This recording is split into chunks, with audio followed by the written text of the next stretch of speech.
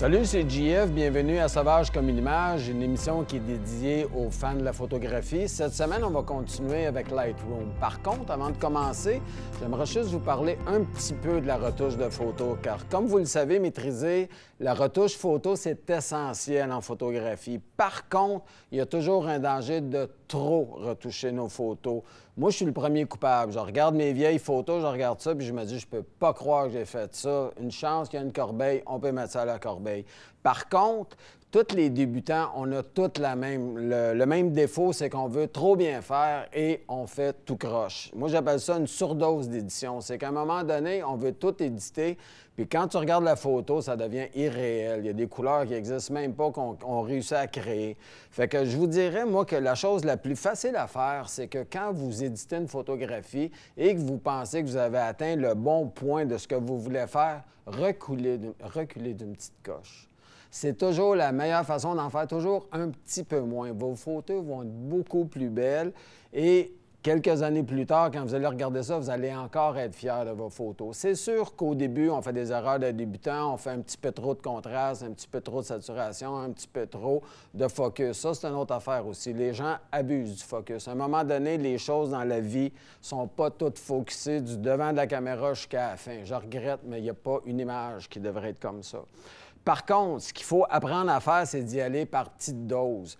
Essayez des choses, regardez la photo. Le meilleur conseil que je peux vous donner, c'est que vous en faites un petit bout de temps d'édition, puis vous arrêtez. Prenez 5-10 minutes de pause, allez prendre un café, partez la machine à café, revenez, puis regardez ça de nouveau. Puis des fois, vous allez vous dire, je peux pas croire que je suis en train de faire ça, vous allez vous arrêter là.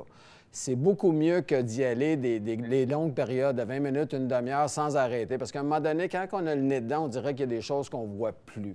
Puis ce qui va arriver en bout de ligne, c'est quand vous allez mettre votre photo soit sur Instagram ou sur Facebook, les gens ne verront pas votre photo. Les gens vont seulement voir « Wow, le ciel est beaucoup trop saturé. Wow, ça n'a pas d'allure cette affaire-là. » Ils ne verront pas votre photo. Vous allez avoir la plus belle photo du monde, une éruption volcanique pendant qu'il y a un paquet d'affaires qui se passent, mais les gens vont dire « ça se peut pas, cette photo-là. Il y a trop d'HDR là-dedans, il y a trop de ça, il y a trop de ça, il y a trop de ça. » Fait que le meilleur conseil que je vous donne, allez-y mollo, faites une petite session, arrêtez-vous, prenez le temps de regarder la photographie. Si c'est à votre goût, continuez un petit peu, quitte à le faire une autre journée. Moi, il y a des fois que je fais ça. À un moment donné, quand je bloque, puis je vois qu'il y a quelque chose qui ne fonctionne pas dans ma photo, mais je n'arrive pas à mettre le doigt dessus, ça ne donne rien de continuer. Arrêtez-vous à ce moment-là, puis reprenez-la plus tard. La plupart du temps, vous allez trouver la solution en le faisant. Fait qu'on va commencer avec des petits trucs que je vais vous donner dans Lightroom. C'est des choses très simples à la portée de tout le monde. Pas besoin d'être un professionnel pour faire ça. Puis ça va faire suite au premier cours que je vous ai donné il y a quelques semaines. Fait qu'on y va. On est de retour. Mon ordinateur est prêt. Ça va donc être la suite de ce qu'on avait commencé il y a quelques semaines. Je vais vous donner le premier truc en partant, c'est de ne pas tout télécharger vos photos. Dans mon cas, je reviens d'une session de photos, je peux avoir entre 3000 et 5000 photos. Ça serait complètement fou de tout mettre ça dans mon ordinateur. Fait que tu fais une présélection avant. Il y a divers logiciels qui te permettent de faire ça. Et tu y vas avec tes meilleurs parce que c'est tes meilleurs que tu vas travailler anyway. Et ça fait moins de place sur ton disque dur en même temps. Fait que la première chose qu'on doit faire, c'est que là, j'ai ouvert un paquet de photos, comme vous pouvez voir à l'écran, et je vais en sélectionner ce que je pense être les 3 meilleurs. Fait que la première chose que je fais, c'est le petit chose qui est en bas ici, qui Uncheck All. En français, ça va être Uncheck All. Fait que ce qu'on fait, c'est qu'on enlève toutes les photos, sinon on va toutes les apporter dans notre ordinateur. Je vais en sélectionner 3 là-dessus. Ces 3-là que je pense être les meilleurs. Fait que ça va être beaucoup plus facile pour moi de me retrouver quand j'ai juste 3 photos et on les importe dans le logiciel. Une fois rentré dans la première chose qui est ici, je vous dirais que la meilleure façon de faire une sélection, c'est de les regarder grandes. Fait que ce qu'on va faire pour commencer, c'est qu'on va se faire de la place. On va enlever les choses dont on n'a pas de besoin. Où il y a les présélections, je ne me sers jamais de ça ici, donc je vais l'enlever complètement. Fait que une fois que c'est enlevé, excusez-moi, il ne veut pas s'enlever, il a la tête dure. Ça fait beaucoup plus de place. Et ici, en bas, on ne s'en sert pas non plus, on va l'enlever. Ce qui nous reste, c'est vraiment ce qu'on va avoir besoin d'utiliser. Fait que je vais prendre ces 3 photos-là. Il y a diverses façons de les regarder. La première, évidemment, c'est de cliquer sur la première et de passer avec les flèches de gauche à droite et de les regarder.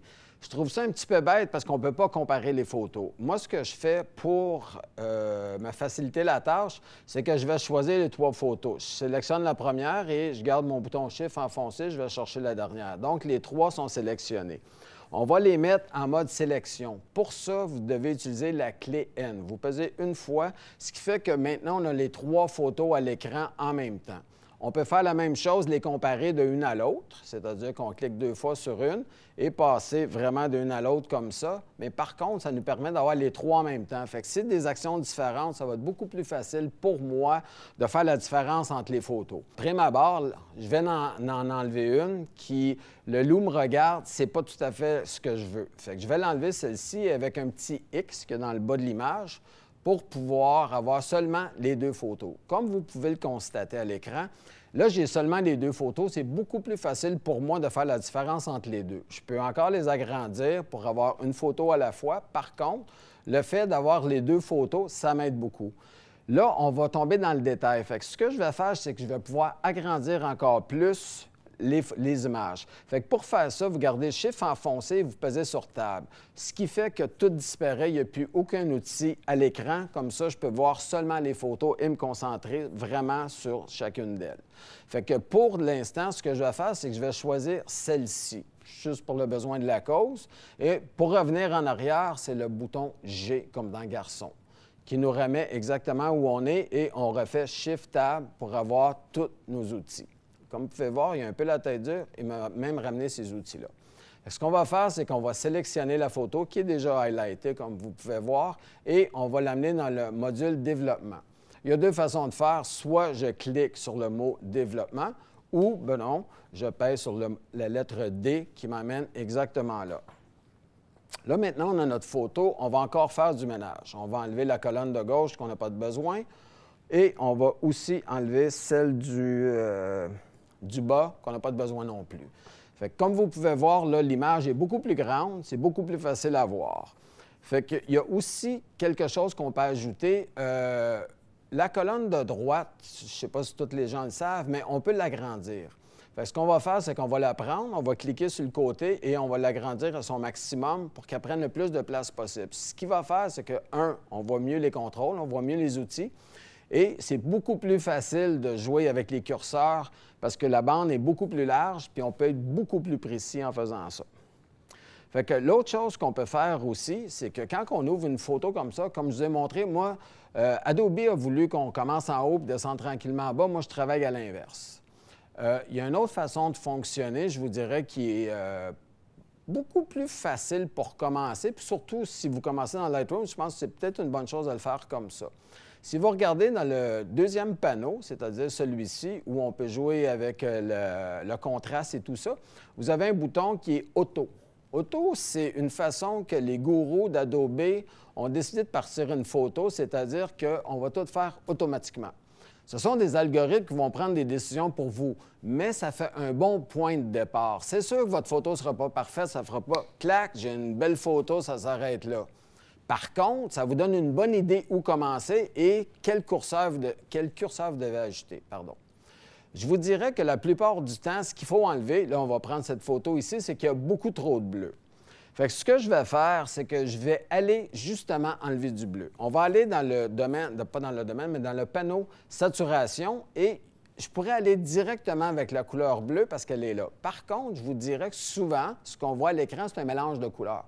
La meilleure façon d'aller exactement où vous voulez, c'est que vous prenez le petit curseur qui est ici et vous cliquez sur la photo, la couleur que vous voulez changer, c'est-à-dire désaturer ou saturer. Fait que je clique, je garde mon bouton gauche enfoncé et quand je monte, comme vous pouvez le constater, je sature et quand je descends, je désature. Fait que là, le truc, c'est d'y aller doucement jusqu'à temps qu'on arrive et vous voyez, on commence à retrouver la neige qui est blanche. Fait que là, je le fais à l'œil parce que j'ai beaucoup de, excusez-moi, d'éclairage dans le studio, fait que c'est un peu dur d'arriver pas mal juste. Fait que là, c'est pour vous donner une idée comment fonctionner. Quand vous allez être à la maison, ça va être beaucoup plus facile. Je vais profiter de cet arrêt pour vous dire comment passer de un à l'autre. Évidemment, vous avez dans le bas de l'image le petit Y que vous pouvez peser. Excusez, je vais juste ramener ça ici, qui va nous permettre de pouvoir voir les 2 images. Celle du départ, qui est Before, qui est à gauche, et celle où on est rendu, qui est after. Ça, c'est une des façons de travailler. Vous pouvez les mettre de diverses façons, tout dépendant de la façon que vous voulez travailler. Et quand vous voulez remettre ça comme c'était, bien, vous repesez sur la grande image, ça revient exactement à une image. Moi, la façon que je fonctionne, c'est avec le backslash. C'est beaucoup plus facile, une clé. Vous pouvez passer facilement, ça, c'est l'image de début et l'image d'arrivée. Ça, c'est une des façons de fonctionner. Parce qu'à un moment donné, c'est ce que moi, je le fais régulièrement. Je vous dirais que quand je fais une correction, je pars en arrière, je vais en avant et vice-versa, pour m'assurer que je dénature pas trop mon image de départ. Parce qu'à un moment donné, vous allez voir que la photo de départ, celle d'arrivée, est complètement différente. Il ne faut pas que ça soit trop différent. Ça dépend. S'il y a beaucoup de choses à améliorer, oui, mais il ne faut quand même pas dénaturer notre image de départ. Fait que là-dessus, je vous dirais que ce que je vais vous montrer aussi, là, c'est un petit truc pour remettre l'image de niveau. Évidemment, ça aurait été beaucoup plus facile. J'aurais eu une image avec un horizon, mais par contre, je vais prendre la ligne blanche qu'il y a là pour faire comme si c'était l'horizon.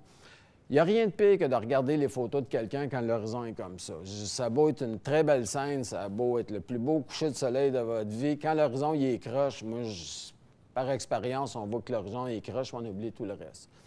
Il y a diverses façons de le corriger avec Lightroom. Vous avez ici le bouton qui est fait pour cropper et pour remettre l'horizon de droit. Une des façons, c'est de le faire à l'œil. Vous mettez ça dans le coin et vous y allez à peu près comme vous pensez. Vous vous fiez sur les lignes qu'il y a dans le viseur. Par contre, je vous dirais que par expérience, c'est dur de l'avoir très, très, très droit. Il y a un autre bouton, quand vous ouvrez le panneau, c'est celui de l'angle, ou angle dans ce cas-ci en anglais. Vous prenez le petit curseur qu'il y a là et c'est la même chose, c'est un peu plus précis. Vous allez arriver à le mettre droit. Moi, j'aime les choses quand elles sont à peu près parfaites. Fait que c'est pas la façon que j'utilise. On va revenir en arrière. Quand vous avez Angle, ici, juste à côté, vous avez un petit instrument qui s'appelle le Straightening Tool. C'est vraiment fait pour remettre l'horizon le plus droit possible. Vous cliquez dessus et là, vous allez faire 2 points. On va dire que la bande blanche, ici, c'est votre horizon sur la photo. Vous cliquez donc au début et vous amenez ça pour mettre ça le plus droit possible en suivant l'horizon qui est sur votre photo. Quand vous allez relâcher, le logiciel par lui-même va tout vous remettre ça droit. Quand c'est à votre goût, il y a 2 façons de faire. Faites soit Enter, pour dire que vous appréciez ce que vous venez de faire, ou vous le faites directement là-bas. On va le faire avec Enter, c'est beaucoup plus facile. Une autre des choses que j'aime bien de cette partie de... Je vais retourner en arrière. Retourner en arrière en passant, c'est CTRL-Z.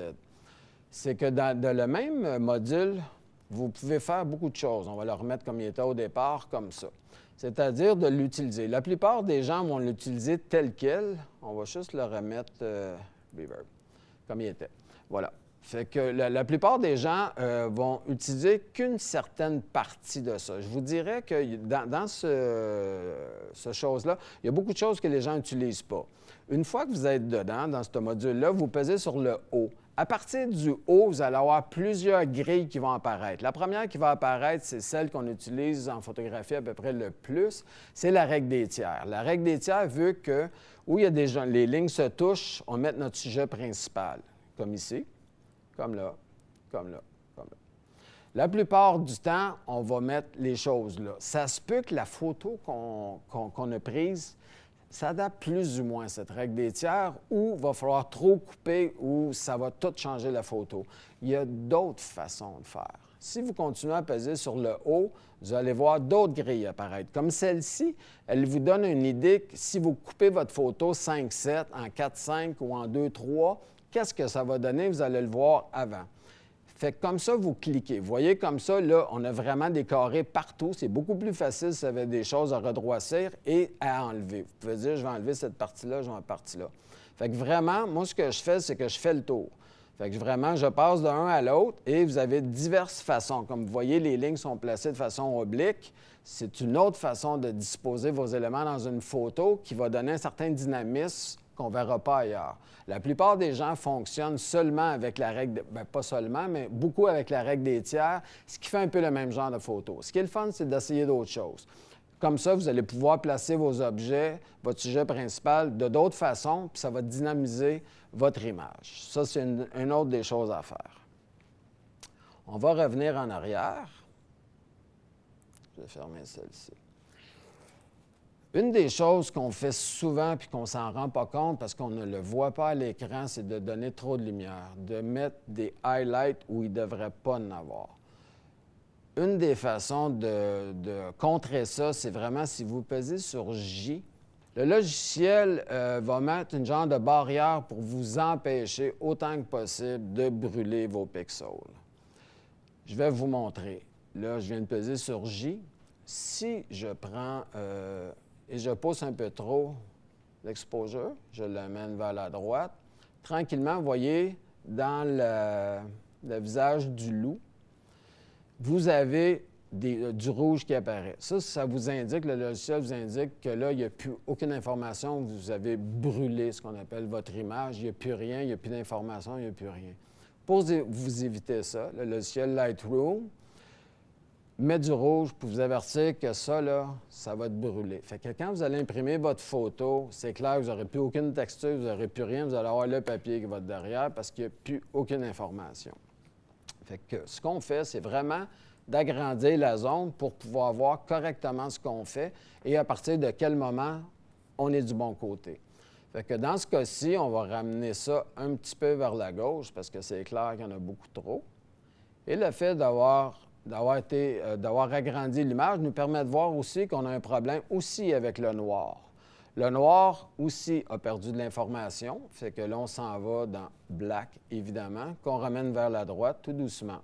Ce que vous voyez, le bleu, c'est la même chose que le rouge qu'on vient de voir pour la couleur blanche. Fait que tranquillement, on ramène jusqu'à temps que ça disparaisse. On y va doucement et on finit par faire disparaître ça.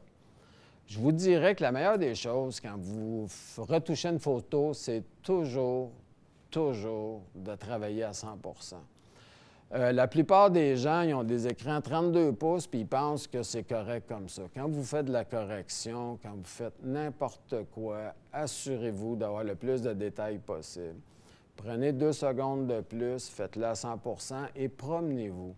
Vous voyez, là, j'ai une petite main qui me permet de tasser mon image comme je veux. Fait qu'il n'y a aucun problème. Il faut aller d'une zone à l'autre. Et souvent, il y a des choses que vous n'avez pas vues du premier coup, que vous allez voir à ce moment-là. Que ça soit des taches, ça peut être une poussière sur votre capteur. Vous ne l'avez pas vu parce que, tout dépendant de la scène, des fois, ça peut être masqué à travers des nuages, des branches. Ça vous permet. Fait que la meilleure des choses, quand vous commencez, c'est vraiment de vous promener et d'aller voir les coins, aller voir des endroits que votre œil n'est pas attiré. Parce que la plupart du temps, on regarde notre sujet principal puis on oublie ce qui se passe alentour. Comme pour cette photo-ci, quand je fais ça, je m'aperçois que ici, il y a une belle branche qui dépasse, il y en a une belle là. Si je prenais cette photo-là pour